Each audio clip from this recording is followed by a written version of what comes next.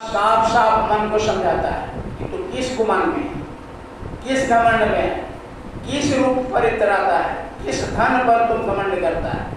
एक दिन तुमको क्या करना पड़ेगा, इस सब को छोड़ करके काया, इस शरीर जहां तुम रह रहे हो, इस काया है, कुटी, कुटी कहते घर को, झोपड़ी को। लोग घर बनाते हैं, झोपड़ी बनाते हैं। महापुरुषों ने कहा कि ये मनुष्य रूप ये झोपड़ी है, ये कुटी है, ये मकान है, इसको एक दिन खाली करना पड़ेगा। इसलिए घमंड मत करो, ये धन है, ये रूप है, ये संपत्ति है, बेटा है, ये है, वो है। इसी घमंड में तुम्हारे कितना त्रेता, कितना द्वापर, कितना कलयुग, कितने मिट गए, लेकिन फिर अभिमानी के घर नहीं गए और ये मनुष्य शरीर। तो इसलिए कहा कि इसके घमंड न करो। एक काया है, एक काया कुटी है, यानी मनुष्य रूपी मकान है, किराए का मकान। जैसे किराया पर मकान जो लेते हैं फिर देना पड़ता है, उसी तरह प्रभु ने, भगवान ने हमको और आपको ये मनुष्य शरीर किराए पर कोई दिन के लिए दिया है, इसमें से एक दिन निकलना पड़ेगा। आगे कहते हैं, भारे के क्वार्टर को सदा तू सवारे, एक दिन तुझे घर का मालिक निकाले। भारे के क्वार्टर को सदा तो सवारे, एक दिन तुझे घर के मालिक निकाले। अभी घाट पर जाएगा, मरघट पे जहाँ मनुष्य को दफनाया जाता है, तो वहाँ बराबर कोई न कोई वहाँ जलाए जाते हैं, दफनाए जाते हैं नदी के किनारे। तो कहते हैं कि तुम इसको हमेशा बड़ा सा स्नान करते, तेल वो लगाते हैं, साबुन लगाते, क्या क्या लगते। भारे क्वार्टर को सदा तू सवारे, बहुत अच्छा कपड़ा पहनते हैं, बहुत अच्छा इत्र डालते हैं, सेंट लगाते हैं, बहुत सजाते हैं इस मनुष्य। लेकिन जब समय पूरा होता है, गुरु महाराज ने कहा ये श्वास कण कीन कर मिला हुआ है, इसको कितना सांस लेना और छोड़ना है, सब प्रभु के दरबार में वो नोट है कि हमको कितना बार सांस लेना है और कितना बार कितना बार छोड़ना। जैसे वो गिनती हो पूरा हो जाएगा, आप घर में रहे, प्लेन में रहे, ट्रेन में रहे, बाहर रहे, भीतर रहे, जहाँ भी रहे, वहीं पर इस शरीर धड़ाम से गिर जाता है और फिर इस जीवात्मा को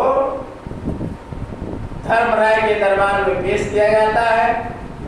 अब वह पूछा जाता है कि मैंने तुमको मनुष्य शरीर दिया तो तुमने कितना गलत, यानी कितना नेक और कितना पद कम किया, कितना अच्छा और कितना बुरा किया। तो सब वहाँ लिखा रहता है, वहाँ कोई बहाना नहीं कर सकता, वहाँ कोई बहाना नहीं चलता।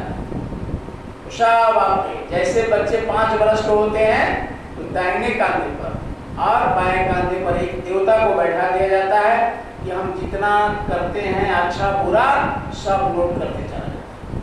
बाएं वाला जितना हम अच्छा करते हैं, जितना सही करते हैं, वो दाहिने वाला लिखता है, और जितना बुरा सोचते हैं, बुरा कर्म करते हैं, बुरा यानी जो भी कुछ करते हैं वो बाएं वाला लिखते चला जाता है। जैसे आत्मा का पूरा समय हो गया तो ले जाकर के फाइल को धर्मराय के दरबार में वही पटक देते हैं, इन्होंने इतना अच्छा किया, इतना बुरा किया। अब उसी का हिसाब होता है, तो किसी को नरक में, किसी के स्वर्ग में, किसी को बैल में, किसी को बकरी में, किसी के कीड़ा में, किसी को मकोड़ा में, किसी के सांप में, किसी के गोजर में वो डाल देता है और वही शरीर लेकर के पटकते हैं। तो गुरु महाराज ने कहा कि अब की बार मनुष्य शरीर मिल गया है, इसलिए तुम ये सब लफड़ा में मत रहो। बेटा है, घर है, परिवार है, नौकरी है, चाकरी है, धन है, संपत्ति है, ये सब को मिला और सब को छोड़कर जाना पड़ा, हमको और आपको भी जाना पड़ेगा। इसलिए अब उसी में पड़े नहीं रहे। गुरु महाराज ने कहा कि उसको भी तो करो, मकान भी बनाओ, घर बनाओ। गुरु महाराज कहे कि 100 दिन भर में 100 बार कपड़ों बदलो, कोई बात नहीं, शुद्ध शाकाहार भोजन अगर 50 सके तो 100 बार खाओ, कौन मना करता है? लेकिन इस आत्मा को जगाने का काम इसी मनुष्य शरीर में करो। अगर नहीं किया तो इसी तरह से पेड़ में पौधे में जन्म लेना पड़ेगा। कोई बचा नहीं सकता, कोई रोक नहीं सकता है 84 लाख पीढ़ियों से।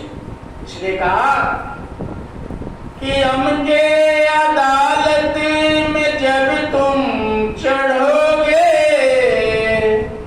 पूछेंगे हाकिम क्या तुम कहोगे। यम के अदालत में जब तुम चढ़ोगे, पूछेंगे हाकिम क्या तुम कहोगे। फाइल वहां पटक देते हैं तो वहां हाकिम बैठा हुआ है। ऐसे आपको कचहरी में हाकिम लोग रहते हैं, तो उसी तरह भगवान के दरबार में वहां हाकिम बैठे रहते हैं। जब आप वहां जाएंगे आपके जीवात्मा से पूछा जाएगा कि बोलो, पढ़ के सुना देगा तुमने कितना बुरा किया, कितना अच्छा किया। तो उस अदालत में जैसे पहुंचेंगे तो पूछेगा बताओ तुमने क्यों ऐसा बुरा कर्म किया, तुमने क्यों ये गलत कर्म किया। तो सब क्या बताएंगे, और फिर कहेगा कि देखो तुमको रामायण बताया, पुराण बताया, कुरान बताया, हदीस बताया, गीता बताया, सब तुमको समझाया, लेकिन तुमने एक नहीं माना और तुमने बुरा कर्म किया। तो क्या करेगा, यम के अदालत में जब तुम चढ़ोगे, पूछेंगे हाकिम क्या तुम कहोगे। यम के अदालत में जब तुम चढ़ोगे, पूछेंगे हाकिम क्या तुम कहोगे। पापों की अग्नि में जलना पड़ेगा, काया कुटी खाली करना पड़ेगा।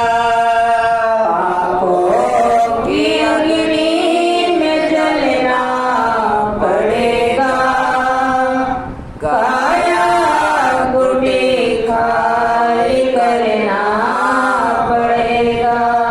महाराज कहे कि बहुत बड़ा पिलर होता है वहाँ नरकों के वर्णन में। गुरु महाराज ने कहा कि बहुत बड़ा मोटा पिलर, और उसे आग का लपट करोड़ों मील इधर और करोड़ों मील इधर जाता है।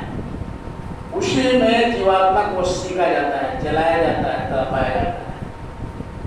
वो पाप की अग्नि है, अब उसी में जलाते हैं। अब यहाँ देखिए थोड़ा सा अगर